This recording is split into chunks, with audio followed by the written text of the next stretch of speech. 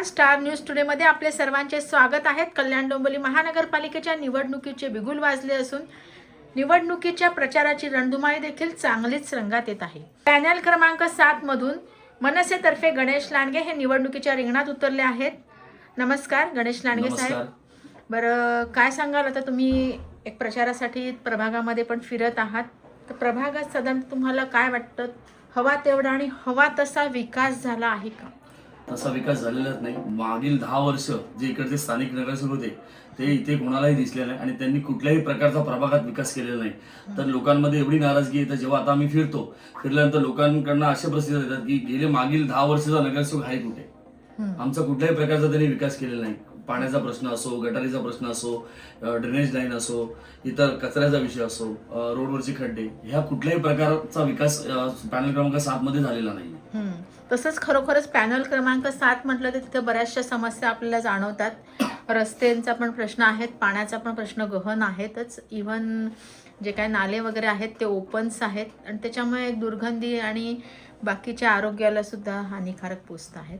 तर ह्या सर्व तुम्हाला समस्या सोडवायच्या, तर तुम्ही साधारणतः कशा पद्धतीने कार्य करू इच्छिता? माझं एकच मतदारांना आव्हान आहे की तुम्ही मला या 15 तारखेला मतदान करून मला सभागृहात जाण्याची संधी द्या।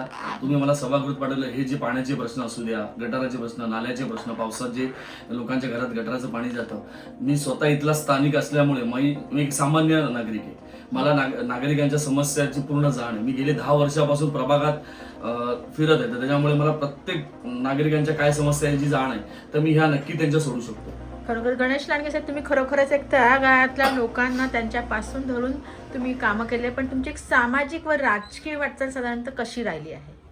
मी एक सामान्य घरातला मुलगा आहे। मी जेव्हा प्रभागात फिरतो तर सामान्य लोकांचे प्रश्न आणि सामान्य लोकांची जाण ही मला पूर्णपणे माहिती आहे, तर त्याच्यामुळे मी त्यांचे प्रश्न व्यवस्थित तर मी सोडू शकतो। बरं, आता ह्या निवडणुका येताच बऱ्याचशा उलाढाली होत आहेत, बरीचशी राजकारण केलं जात आहेत, तर तुम्हाला काय वाटतं, हे सध्याचं राजकारण कसं वाटतंय? कसं झालं, सध्याचं राजकारण हे खूप गलिच्छ झालेलं आहे।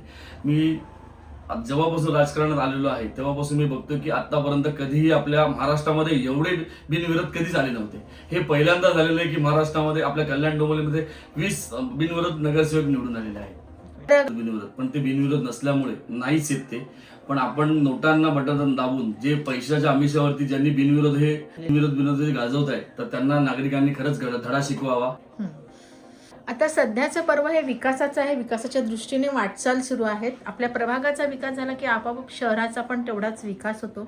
ह्या दृष्टीने तुमचं एक विजन काय आहे, तुम्ही कशा पद्धतीने तुमचा प्रभाग सुसज्ज करू? सर्वात पहिले माझ्या प्रभागातल्या नागरिकांना हे व्यवस्थित जीवन मिळालं पाहिजे। त्यांचा जो प्रश्न आहे की पाणी प्रश्न, ड्रेनेज लाईन, रोडवरचे खड्डे, त्याच्यानंतर प्रभागाच्या माझ्यात स्लम एरिया खूप आहे, तर त्याची डेव्हलपमेंट झाली पाहिजे। जे नागरिक जे चाळीमध्ये राहतात त्यांना बिल्डिंगमध्ये राहायला गेले पाहिजे, तर ती डेव्हलपमेंट झाली पाहिजे। तसाच प्रभागामध्ये आरोग्याचा प्रश्न आहे, तर नागरिकांना आरोग्याच्या प्रश्नासाठी माझं स्वतःचं एक मत आहे की आपल्या प्रभागामध्ये एक छोटासा दवाखाना असला पाहिजे। त्याच्यानंतर महिला व मुली यांना एक रोजगारासाठी त्यांना उत्पन्न मिळवून देण्यासाठी माझे प्रयत्न चालू आहेत। 15 जानेवारी रोजी मतदान होत आहे, तुम्ही मतदारांना काय आव्हान करू इच्छिता? मी मतदारांना हेच आवाहन करतो, जो माणूस काम करतो त्याला मतदान करा। मी मतदारांना आव्हान करतो, येत्या 15 तारखेला 7D मध्ये 5 नंबरचं रेल्वे इंजिनचं बटन दाबून मला प्रचंड बहुमतांनी विजय करा। कोणत्याही आमिषाला बळी नका पडू। प्रभागाचा विकास होण्यासाठी मला रेल्वे इंजिनला बटन दाबून मला प्रचंड बहुमतांनी विजय करा।